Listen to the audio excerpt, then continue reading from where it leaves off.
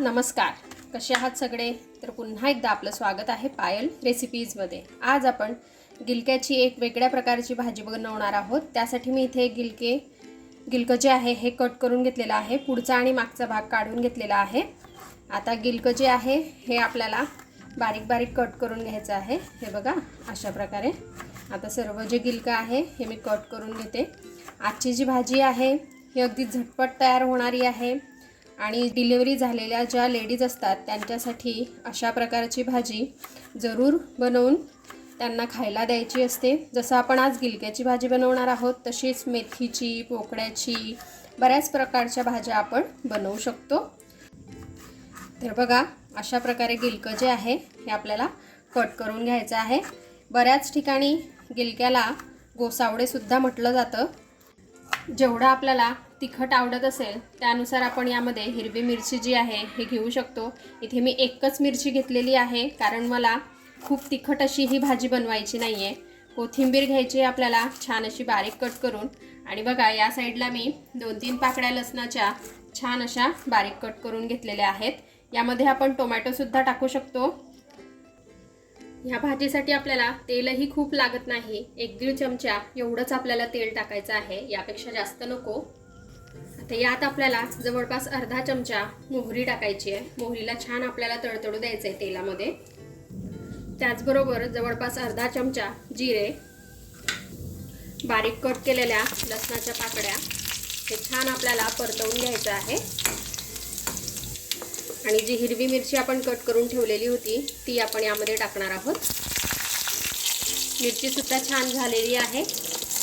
यामध्ये आपल्याला आता कट करून ठेवलं जे गिलकं आहे हे टाकायचं आहे आणि परतवून घ्यायचं आहे आपल्याला गिलकं तेलावरती।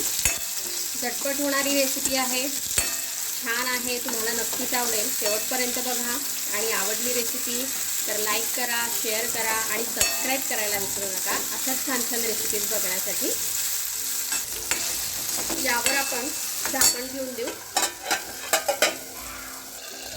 इथे जवळपास 3-4 मिनिटं झालेली आहेत। बघा आपलं जे गिलकं आहे ते छान असं झालेलं आहे। हे बघा फुटतंय, हे तुम्ही बघू शकता, म्हणजे हे छान असं शिजलेलं आहे। आता यामध्ये आपल्याला अर्धा चमचा हळदीची पावडर घालायची, चवीनुसार मीठ, आणि जसं मी तुम्हाला आधीच सांगितलं की आपण यामध्ये टोमॅटो सुद्धा घालू शकतो। तर तुम्हाला आवडत असेल तर नक्कीच घाला। म्हणजे दोन्ही पद्धतीने आपण ही भाजी करू शकतो, टोमॅटो घालून किंवा न घालून सुद्धा। अगदी 2 मिनिटं आपण हे परतवून घेऊ। हळद आणि मीठ सुद्धा छान असं यामध्ये मिक्स करून झालेलं आहे।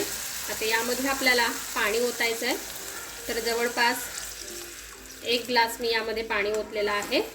तर ही जी भाजी आहे ही आपण पोळीसोबत, भाकरीसोबत, कशासोबतही खाऊ शकतो।